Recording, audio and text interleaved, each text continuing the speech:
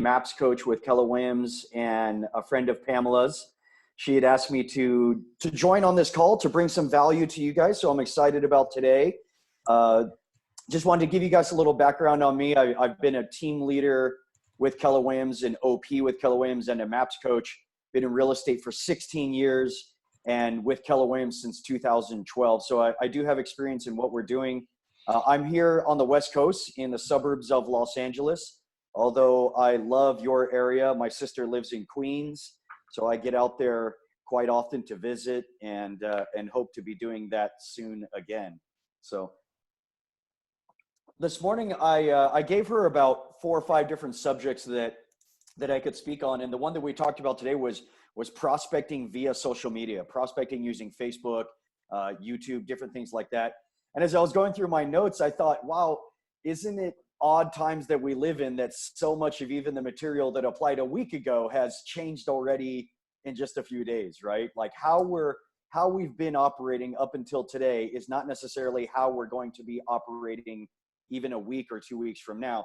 And yet so much of the principles of what we have here holds true. So first thing I want to talk about is the difference between prospecting and marketing. Okay, the difference, in my opinion, between marketing and prospecting is that marketing is essentially storytelling. Marketing is me going to you and telling my story so that when you think of my product or services, you ultimately then think of me. Does that make sense? Everybody can just wave, and I know this is not interactive, so when I teach through these materials, oftentimes it's live, and this is a new way that we're adjusting as well. We're in the Zoom world, so feel free to wave and ask questions as you guys have them, and I'll take Q&A as we go. But marketing is ultimately telling my story, whereas prospecting is the act of going to someone and kind of rattling the tree to see what opportunities exist with the people that we're looking for those opportunities with. And so brings me to a couple of more distinctions that I want to make as I go on here. We hear the term lead generation so oftentimes, or prospecting, and I believe that these words can become cliches. They can become a little numb to what it is that we're thinking. So I like to say words differently so that we think about them differently. And so the words lead generation bring up a number of thoughts to our head. Maybe it makes us think of cold calling or door knocking or all the things that we can't do right now. But ultimately, lead generation is 2 separate words, one being lead, one being generate. The first word, lead, I want to make a distinction there with that word, and let's call it what it is, because I don't think that anybody walks around identifying themselves as someone who potentially wants to buy, sell, or invest in real estate today.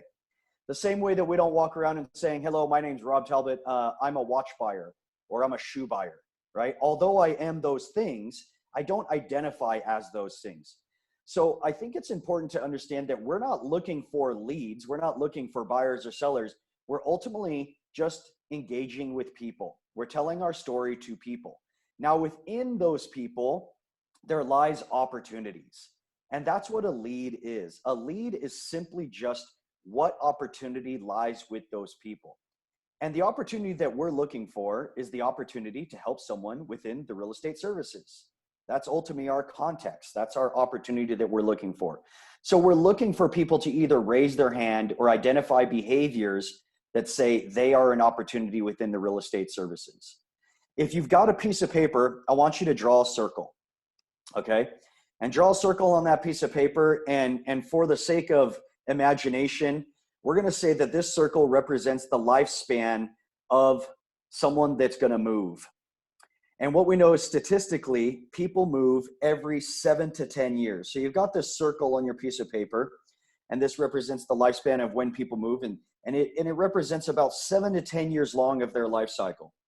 At what is about 7 o'clock, I want you to draw a little line, okay? And then at about probably 4:30, 5 o'clock, I want you to draw another line there, okay? So from 7 o'clock all the way around to about 5 o'clock, draw a little circle going all the way around. This phase right here is what we call the nurture phase. So go ahead and write that on there, the nurture phase. And the nurture phase is the majority of the life cycle of when somebody moves. Someone buys, sells, or invests in real estate, but ultimately moving is the process that typically triggers them buying or selling real estate. Most people aren't real estate investors. For most people, their home is the largest investment that they'll ever make in their life, is particularly single family homes. And so for that 7 to 10 years, they spend the majority of that in the nurture phase. That means they're somewhat dormant as far as identifying themselves as a lead, right? They're just people. At about 5 o'clock, someone raises their hand, and that's 5 o'clock on our life cycle here. They become what we call a lead at about 5 o'clock. And from 5 to about 6 o'clock, which is anywhere from a 6-month to possibly even a 12-month period of time, this is when people identify themselves as lead, or otherwise known as, I think I might move. I think I might buy a home, sell my home, buy another one. Or in your case, my lease is up and this life cycle is shorter and I'm looking to re-sign a new lease. But they've identified themselves as a lead, okay? From this 90-day to even up to 12-month period of time, they are our opportunity. From 6 o'clock to 7 o'clock, they enter in the next phase. And that phase is called the contract to close phase. The contract to close phase. And we all know that because someone goes from a lead, they raise their hand as an opportunity. We identify that opportunity, and the National Association of Realtors tells us that 71% of clients only interviewed one agent. 71% of clients only interviewed one agent before signing a contract. Now, some of us might think that's because we're so good at our presentations that they never even interviewed the second agent, which I think is adorable. And then others of us think that what that ultimately is about is proximity. And here's my belief, is that most real estate agents benefit from what we call proximity or reputational referrals. And that means that someone that liked you, someone that trusts you, and someone that knew who you were, and you were within proximity, meaning you were in their world, they had to look you in the eye, they had to see you at different events. They knew you in a way that they either didn't want to let you down or believed in you to help them in their transaction. And so I believe that 71% of the transactions are only interviewing one agent because we're within proximity. We're top of mind with these people, okay? So we're going to talk about that today with social media, because what we know is this whole life cycle right here of 7 to 10 years, there's only about a 90-day to 12-month period of time that they're anything other than just someone out there in the world, okay? By the way, I can see the chat here, so if anybody has questions, they can ask it in the chat, and I'll do my best to pay attention to that as we're all on mute. So what we're going to be talking about here is building a database and feeding it daily. A couple of principles that we talked about was the difference between marketing and prospecting. And again, marketing is telling your story. So in the world of telling stories, there's two kinds of evidence. And Pamela's heard me talk about this before because it's ultimately how we brand ourselves. And branding in the world is what people think about us, right? If I say soda, what do you guys think of? We're all on mute, but you got Coke, right? What else might we think of if I say soda? Pizza. Maybe Pepsi, right? Bubbly. Would you say pizza? Yeah. Oh my gosh, that's it. You know, that's the first time I've ever had anybody say anything other than the top two soda brands. So I love that. I'm going to start saying pizza too. But ultimately, what we think about when we say or identify a product or a service is branding. Coca-Cola spends a lot of money and a lot of effort in getting us to think about Coke when we think of soda, okay? When people think about real estate, we need them to think about us in the first or second position. Meaning if someone hears real estate and they don't think you as the first person or second person in that conversation, we've got a problem, okay? And that's where branding comes in. So branding is ultimately the story that people believe about us, okay? And there's two types of evidence when it comes to story building or storytelling. The first kind of evidence is circumstantial. And circumstantial evidence is the compound effect of multiple pieces of small evidence that by itself would be easy to disprove or dismiss. Okay, circumstantial evidence is something like, you know, there's a boot print in the mud, it's a size 13, and that's what the guy over here wore, so it must have been him. Well, it's circumstantial. Circumstantial might be, that there was a blood drop at the scene, and, well, there's a number of ways that his blood could have gotten to the scene, and so on and so on. You guys get what circumstantial evidence is. Circumstantial evidence in our world could be something like, statistics around marketing, 30 days on the market, how fast you sell a home, different statistics about real estate that somewhat by themselves are circumstantial. The second form of evidence is what we call firsthand account or testimonies. Okay, testimonies are the highest form of evidence because they're a direct response, someone's firsthand account of what happened. That's why we know in courtrooms, firsthand accounts or testimonies are so powerful when it comes to evidence. So these are the two forms of evidence: circumstantial, which is just small pieces of evidence that compound onto each other, that when you add them all up together become a very powerful case. You'll see Toyota do this oftentimes. You'll see Toyota run TV commercials like, JD Power and Associates named Toyota Camry the safest car on the road. Well, by itself, that's circumstantial. But when you add it in with a poll that, more moms choose Toyota than anyone else, and so on, all these different circumstantial pieces of evidence, it tells a story. And that story is that Toyota sells a reliable, affordable, safe car that people prefer, right? What they'll also do is have firsthand accounts where they'll have a woman that will stand up there and say, I love my Toyota Camry because my kids fit in it. I can drive in good gas mileage and I can afford the payment. That's a testimony. So giving you these definitions, I want to get into some of the ways that we can use this with social media. Okay. Ultimately, social media, the electronic friendship generator, is a platform. It's a digital platform that we can tell our stories. So a couple of rules of social media. Number one is we don't want to ever say anything on social media that we're not prepared for everyone that we come in contact with, from our mother to our grandmother to our pastors to our clients, that we wouldn't want them to read and then think of us as their evidence of their story. Okay, we're telling a story at all times. We're politicians. So first rules of social media are, don't say anything on social media that you wouldn't want broadcasted on TMZ, right? And that includes your comments, your posts, and some of you guys, not this group, of course, because we're all professional and we have etiquette. But some of us are making comments on social media that are buried in a thread somewhere that we may not be so proud of if someone was to snip it and start sending it to their friends. And believe me, I've been a part of those conversations as a team leader in OP, where I get a message sent to me by one of the agents in my office of something that they said on social media. And every time we say something divisive, we eliminate 50% of our audience. It means 50% of our audience believes that we're some kind of jerk or we don't have the same opinion as them. So keep it neutral on social media. We're ultimately building a database and feeding it daily. So, got a question here? No, okay. This is a new way. I only have one screen as well, so bear with me here as I'm operating from my text message and my chats. Okay, so a couple tips here that I'm going to give you guys, and write this down. This is a great book. Before we get into some of these tools that we're going to use, a great book for you guys to look at is The 7 Levels of Communication. That is a fantastic book on the different styles that people communicate with, from voice to voice to electronic.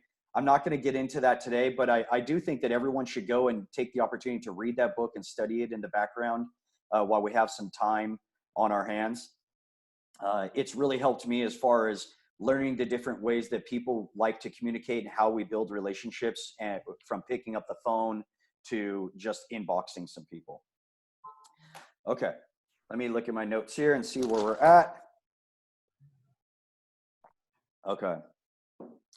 So again, in prospecting, another rule for you is dress for the job that you want and stay neutral. Dressing for the job that we want means that I heard an adage one time that said, instead of dressing for the job that we have, dress for the job that we want.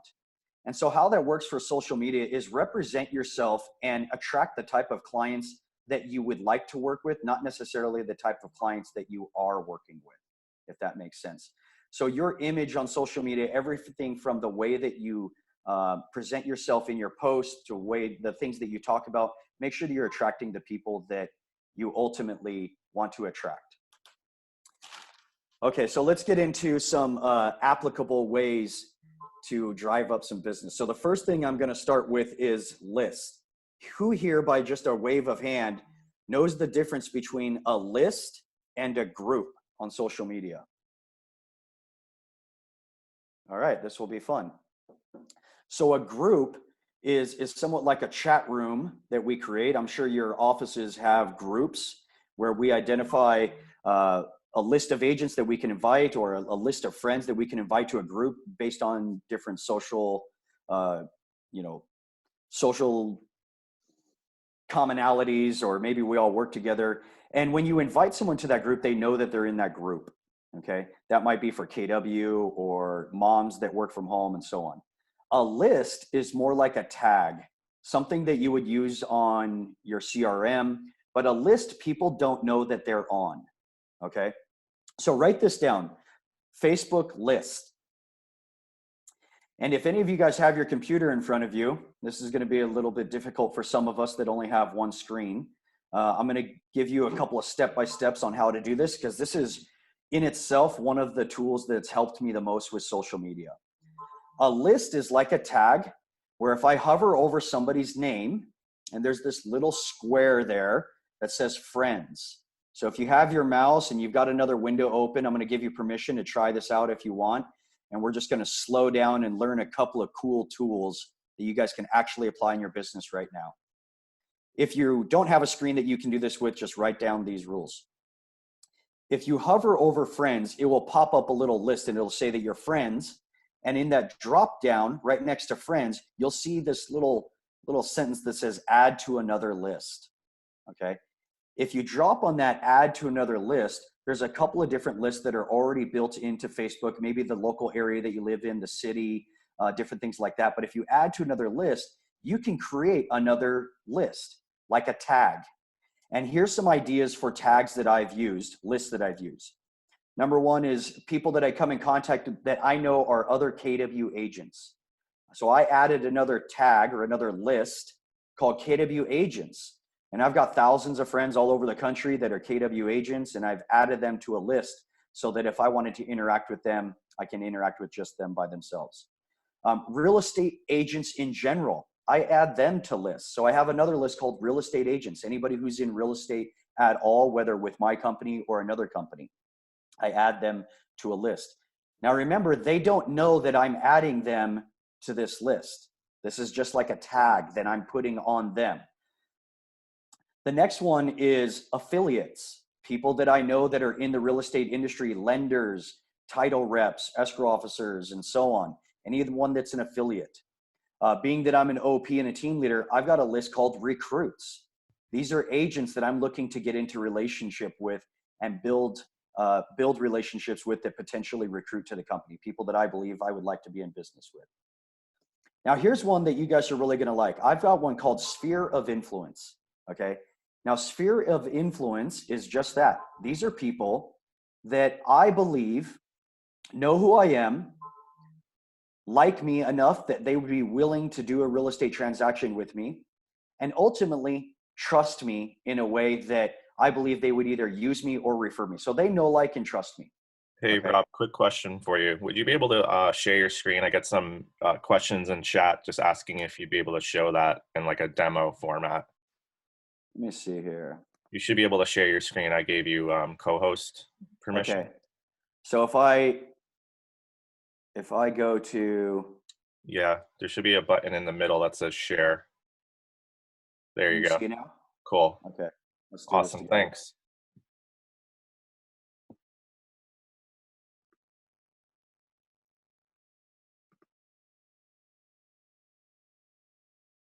Okay. Everybody see it? Yes. Yep. Thank you a lot. Thanks.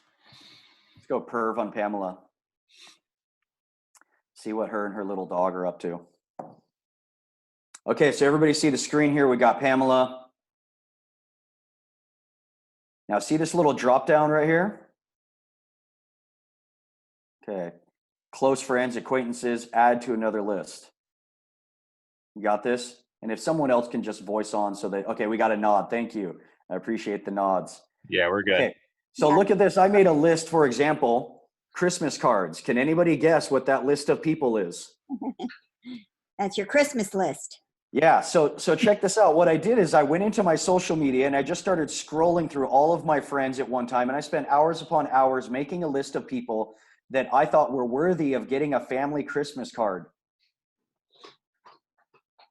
Right? So Pamela, you're on the list. You're going to get a Christmas card. Yeah. So Pamela's on the Christmas card list. Well, check this out. I've also got a list. Now, if you notice, I put AA. Why would I put AA Christmas cards or AB leadership candidates? Because I want it to be the top drop down. I'm adding people so often to these lists, leadership candidates and Christmas cards, that I want it to be a shortcut. I can go back and I can change that name later so that it's buried down a little bit more. But if you see here, I got my church group. This is anybody that goes to my church, clients, fans. Oh, look at this. She's a MAPS client. You guys see that one? So she's already added to that list. She's a MAPS client. You scroll all the way down here. I got sphere of influence and so on, right? Okay, so I can add her to a number of different lists. Now, what's important to know is that I've got affiliates, agent recruits, AV agents, business owners. This is another great list to add. Anybody who's business to business, if they own a business, I want to put them on their own separate group. Why would I want business owners on their own separate group? What is it that I love about business owners?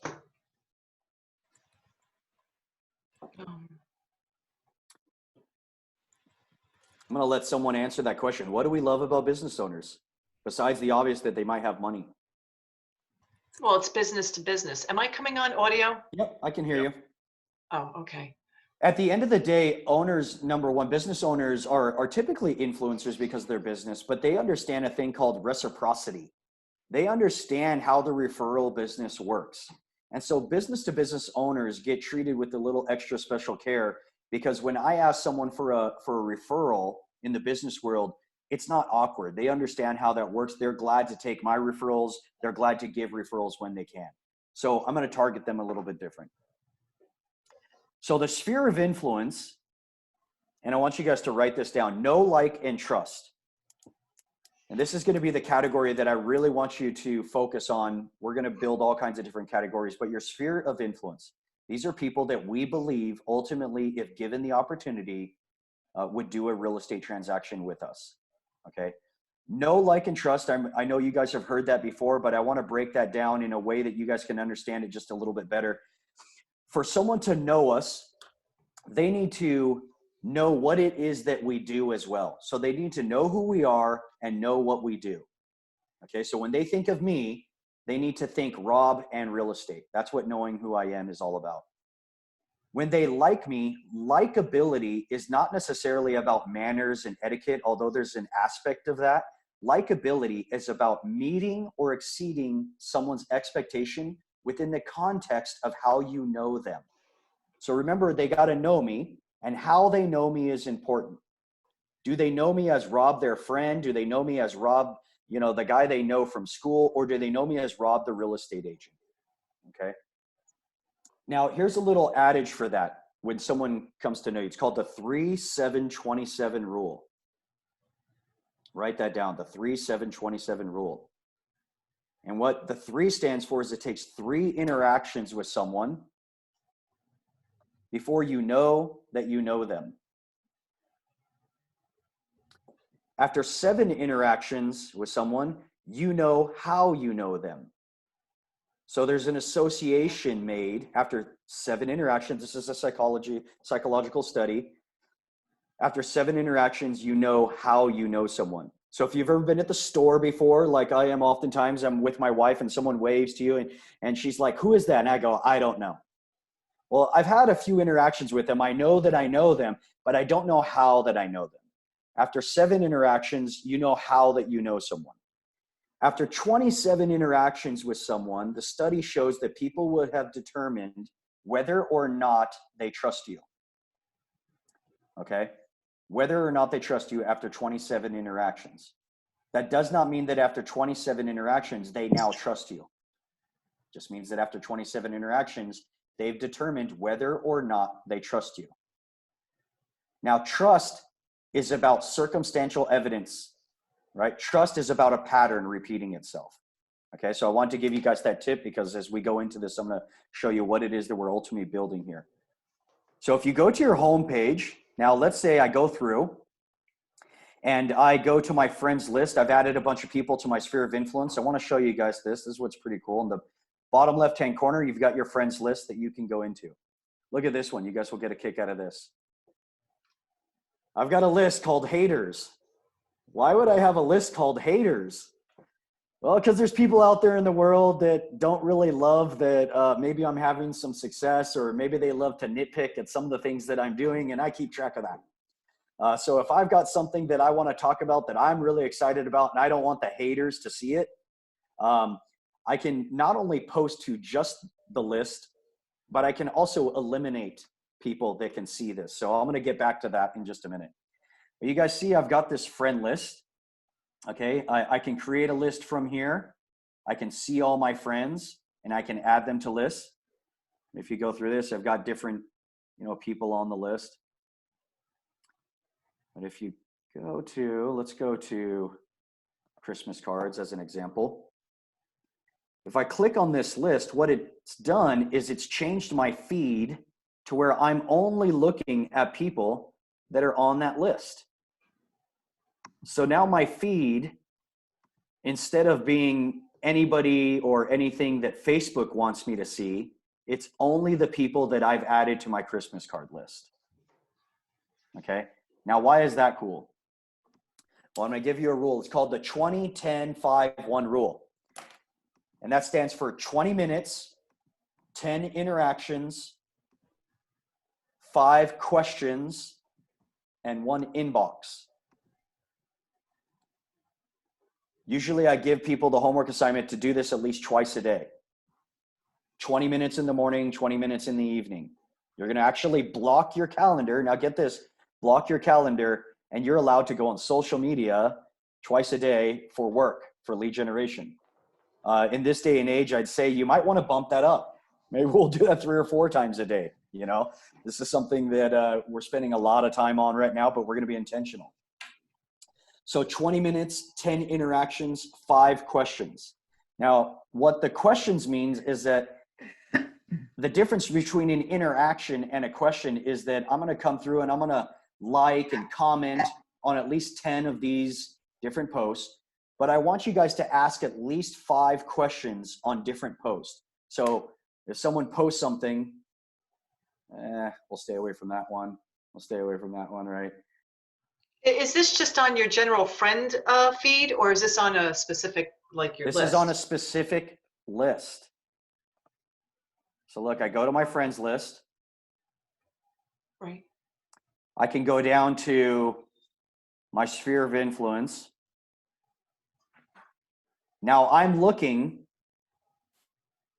the people in this feed are only people on the list called sphere of influence. Okay, so what I'm doing is I'm filtering out all the real estate agents that would normally be on there, all the stuff that Facebook would normally want me to see. I'm only seeing posts from people that I've put on this list. So it condenses who I'm interacting with. Instead of having to go through my social media and look at everybody's posts, I can look at just this group and make sure that I'm commenting on very specific people, right? I've got 694 people on this list. These are all people that live in my area that I believe would do, or if given the opportunity, would be willing to use me in a real estate transaction. So this is my database, okay? Now, here's what else is cool. Let's say I go to make a post. If you look right here, newsfeed, where I'm going to make this post. So let's say I typed out something regarding the real estate market, or specifically, I'm talking about Keller Williams and all the amazing things that Keller Williams is doing to help their real estate agents. And I want to really just brag on Keller Williams as a recruiting post. But I don't want the people I go to church with. I don't want my mom and dad. I don't want all my friends and clients to have to see me, you know, making recruiting posts. So I go over here to public, right? And you see these lists. I can then post to just this list. So I could go down here and let's say agent recruits. I can click on that list and I can make a post bragging, doing a video, all kinds of statistics about Keller Williams and post to just the people that I'm looking to recruit to Keller Williams. Now, maybe I do that because I don't want anybody else seeing the interactions and I want to make sure that they name me as their profit share sponsor. So I don't even want the agents within my own company, let alone the competition or whatever. I don't know. There's all kinds of reason I could do that. Okay. I could post to very specific, to just Keller Williams team leaders, to agents that I've named that are with Keller Williams, to just my MAPS clients, right? Let's say I want to put something out on social media that I want all the team leaders and OPs that I'm coaching with, I want them to see it in different format other than just email. So I could post and just them would see my post. Okay, this is really cool stuff. Now, what's cool about this is that no one else knows that they're on this list. So if let's say Lynn Rec sees my post, she doesn't know that everyone in the world hasn't seen my post, that maybe her and only a few other people get to see this post because it's different than a group. When I'm posting in a group, you know that I'm posting in that group. You know that you're in that group. People don't know that they're on a list. So sphere of influence, I come all the way down here. Let's say I'm posting right here. I'm going to put agent testimonials, like where I sold a house and maybe I get my clients to give me a testimony about how great it was to work with me and I'm really having them embellish. Maybe I'm slightly apprehensive to put that out there to the world where all of the agents in my office or all the agents that I work with are going to see it because I don't want them knowing that I worked with the Smiths. Well, I can post to where only my sphere of influence is seeing those posts, where they're getting this testimony, they're getting this evidence, but not everyone that I'm Facebook friends with all over the country, let alone competing with, is seeing that post. Are you guys starting to see how this can be pretty cool using these lists? Yeah. Okay. I'm the team leader in Ridgewood, New Jersey, Rob. I wish Yes. I had known that. All my friends unfollowed me, disowned me because Exactly. I live and breathe Keller Williams. Yes, exactly. So they have no idea about my Facebook. So thank you for Yeah. So again, with it, you know, I can be a fire hydrant of information. I'm just looking at like, what are just a couple of really cool tricks that I can teach you that you could apply to your business today? This would be one of them. Okay. So now, anybody have any questions about that? Because I've got one little piece that I want to add to this before letting you guys go today. I got about another 15 or 20 minutes with you. Who's got some questions regarding lists? I have a question. Can you cover how you got to create the list and then where do you go to access it real quick? I think I missed that at the beginning. Let's do that. Okay, we're Thank just going to break this down real simple. First of all, if I go to my friends, there's a couple different ways that I can add someone to a list. Okay. Now this is my pastor, for instance. He's getting ready to go live. Chris Johnson is a great guy. And so let's say I'm scrolling through my Facebook feed and I come across Chris Johnson. I'm like, oh, I haven't added him to anything. I can hover over his friends right here. See that? And I don't want to unfriend him, but I'm going to add him to another list. And so he's a business owner. You know, I treat him as a business person because he's the pastor of a large church, 1,500 people. He's very influential with politicians in our area and so on. He's also on my Christmas card list, but he's also a part of my church group, right? So I just clicked on that. I've added him to the different group. He's non-industry because he's not a real estate agent.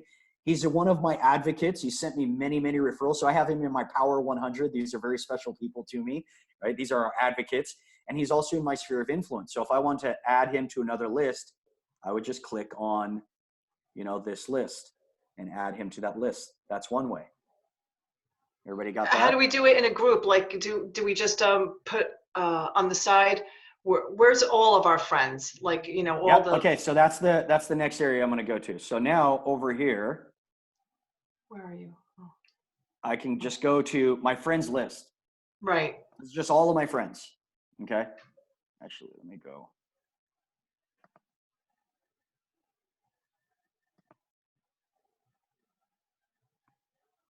You have a beautiful family. Oh, thank you. Oh. Yeah, that's my resume as being a great salesman. Okay, so now you can hover over everybody's name independently, and if you wanted to take the day, just go through your friends list, each one, and start adding and creating lists. Yep. So I have spent hours upon hours just scrolling through here and adding people to different lists. So you see Karen Prawl, she's a good friend of mine. She's a team leader.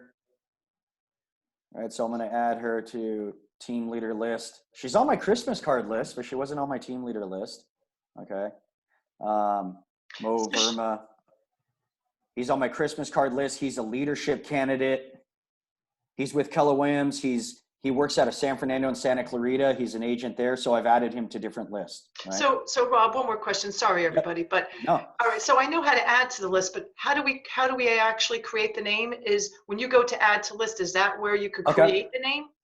Yep. So if I go right here, I go add to another list. Okay. Yeah. Now, if I scroll all the way down to the bottom here, new list. Oh, there it is. Okay. Okay. Rob, if someone is on multiple lists, will they see the post more than once? If they're on multiple lists, then they're going to see whatever it is that you're posting to those lists. Right. Okay. So by the way, when I showed you that, so let's say I made Tri-City area, right? I can make a list there, and now I could start adding people to the Tri-City area. So I go to Pamela again. I'm going to hover over her name, add her to another list. Okay. Tri-City area. So I'm adding her to the Tri-City area list. Now, anything I want to post about the Tri-City area, she's going to see. And when I go to my homepage and I filter out what I'm posting.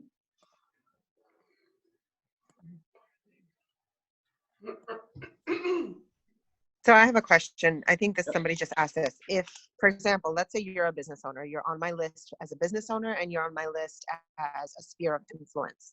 Yep. And if I choose to take a review I got from a client and I want to post it on my sphere of influence list, I'm going to take the same review and post it on my business partner or whatever, business affiliate list. Mm-hmm. You as a person being on both, will you see that same review twice or once? That's a good question. I don't know. Let's try this. I think,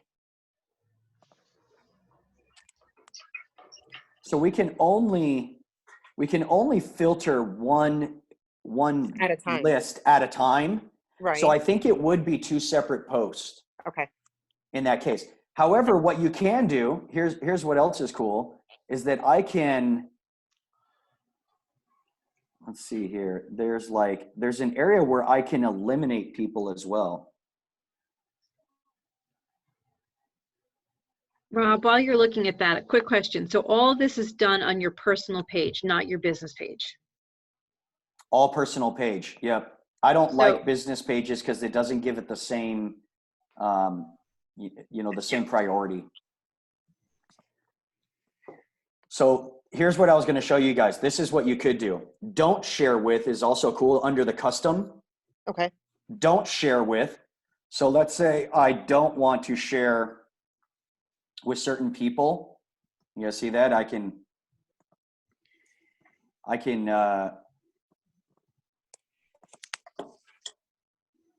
make sure that I make a post and that instead of just sharing it with one group, I can make sure that I eliminate one group. So I've got my list of haters, right? And I'm going to make sure that this post that they can't see.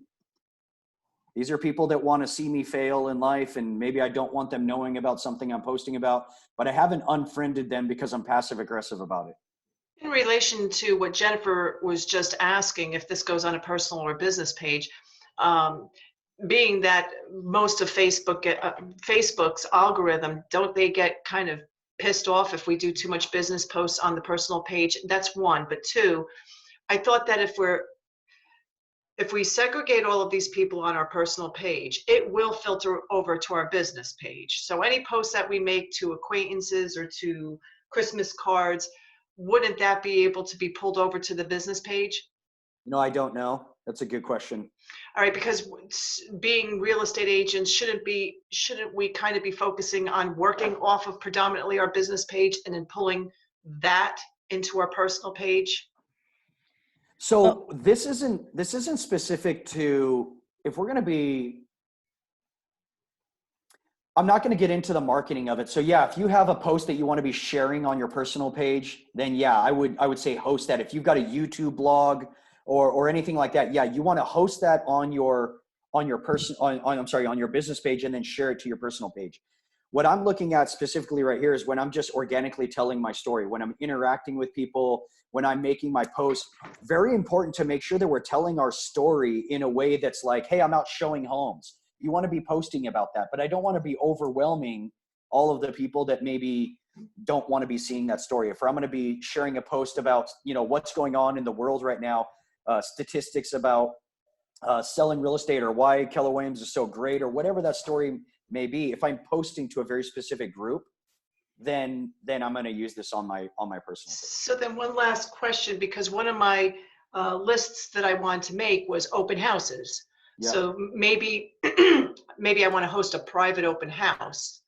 Am I going to be able to do that on the personal page? Because I know, again, Facebook, doesn't it have their rules and regulations that you're not supposed to be posting your business on the personal page? Yeah. Or doesn't? I don't know if hosting an open house on a list would be a good use of it. You might want to use your sphere of influence, right, and post to all of them. But Okay. I'm not quite sure how to answer that question. I'll tell you what, I'm going to give you my email and my contact information. We can talk offline. Okay, I have one more question. So what is your P&L? Who falls into that on your lists? Yeah, so that goes back to my homework assignment for you guys. So P&L, I've began to take the strategies of never-ending referrals. You guys familiar with that? How it Yes. breaks up the alphabet into Yes. 2 letters, and over the course of 13 weeks, you can take this strategy, like your A's and W's, your P's and L's, your B's and E's, Yep. and you can approach them. So what I've done is I've developed these lists on Facebook based on those groups using the strategies of move.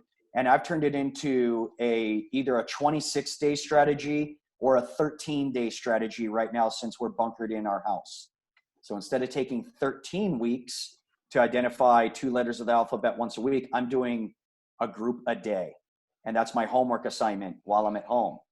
If you guys aren't familiar with the never-ending referral strategy, here's what I would say. Take 26 letters of the alphabet. You start with A's and you start going down the line. And you categorize all of your A's into the different lists. Are they KW agents? Are they affiliates? Are they your sphere of influence? Put them on the different lists. Does that make sense? Yes. Here's your never-ending, forever homework assignment, though. For every day that you now work, this is something that's really cool. You guys see this thing up here? Yes. By the way, there's all kinds of different ways to use social media. I have 100 different things that I could do. And as I'm looking at my different slides and PowerPoints, it's amazing how much of this is meant to be interactive. This right here is our birthday list.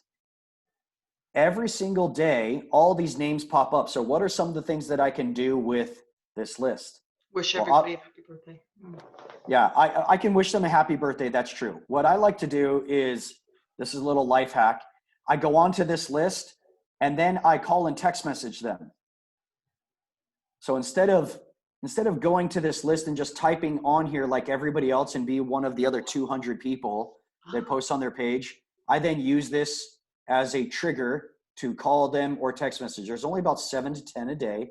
It's not that many depending on how many friends you have. Okay. But the other thing that it does, and this is kind of harsh, but it's a great filter tool. Every single day it gives me all these people that have birthdays, and I just hover over them every single day and just ask myself, one, do I know who this guy is? Right? Do I need to unfriend him? Does he mean nothing to me?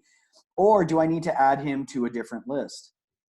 So on the birthdays, I use the birthday groups, the birthday triggers here as a way to add them to different lists.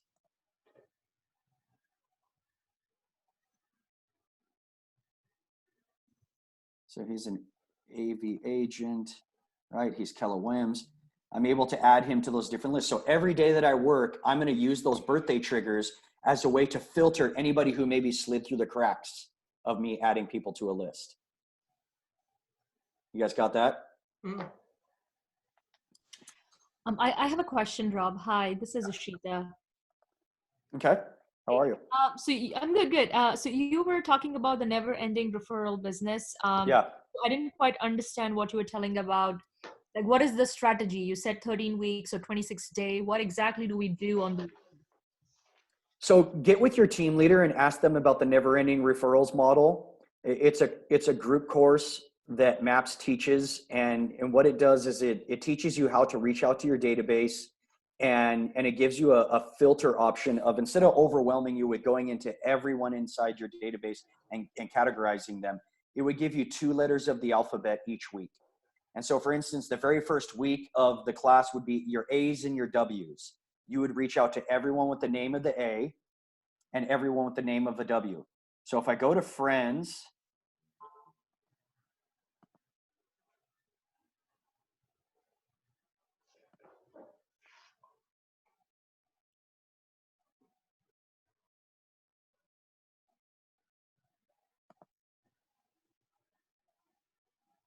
see how it just filtered everybody into A's?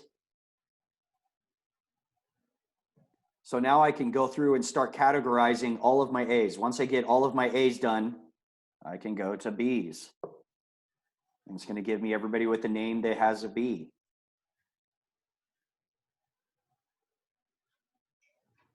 Right now it's going to trigger first or last name.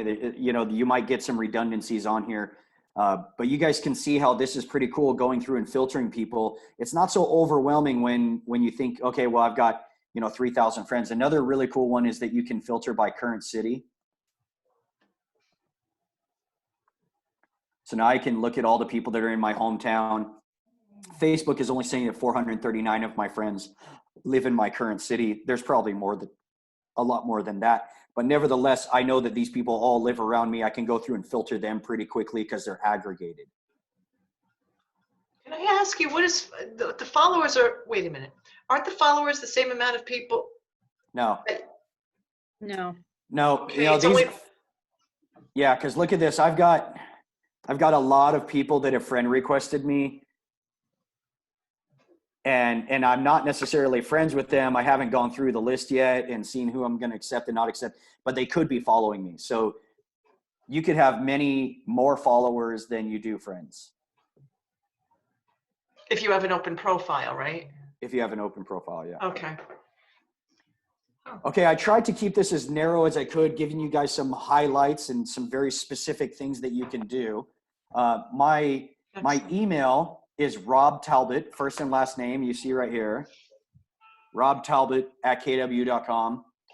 You guys can reach out to me, via email, reach out to Pamela or anybody in the region. If you guys have questions, I'd be happy to answer more. But I want to give you something really specific that you could use instead of this generalization like motivational class. So I hope the list helps you guys out here and something that you guys can be doing to lead generate more. Thank you very much. Any last questions for me before I run? I have one quick. You had mentioned a strategy of 20, 10, 5, and 1. What was the 1 after the 5? Inboxing. Got it. Yep. So I'm going to go on there every time I block that time. I'm going to ask questions. Why do I ask questions, by the way? Why am I saying ask questions? Don't just make a comment. To To engage. get interaction. Engage. Yep. Are so, there specific types of questions you ask, or just anything depending on the person and the level of how deep you know them, I guess?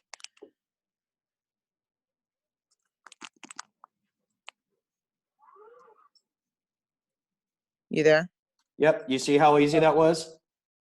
So I just typed in here. I went to this, to this chat and I just wrote, that looks delicious. What is that?